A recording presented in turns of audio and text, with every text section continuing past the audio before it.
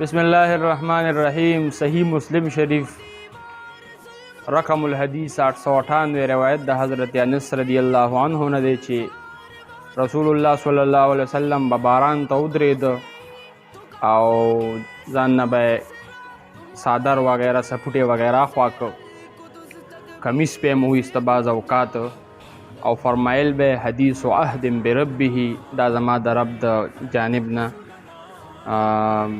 نږدې راغلی دی، زما رب سره د دې ملاقات دی، رحمت دی، برکت دی، نو موږ ته به هم د دې برکت منتقل شي. صحابه کرام هم همدغسې کول، باران ته به ودرېده. د دې وجې نه امام شافعي صاحب رحمت الله علیه کتاب الام کې خپل سند سره حدیث نقل کړی دی.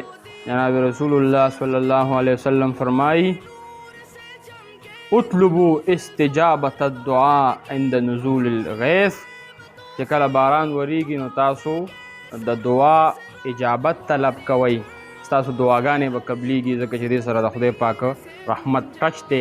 د دې حدیث لاندې امام شافعي صاحب فرمایي کتاب الام کې چې ما د خپلو استادانو نه اورېدلي دي چې خامخا د باران په وخت کې دعاګانې کوئ، دې کې خدای پاک دعاګانې قبلوي.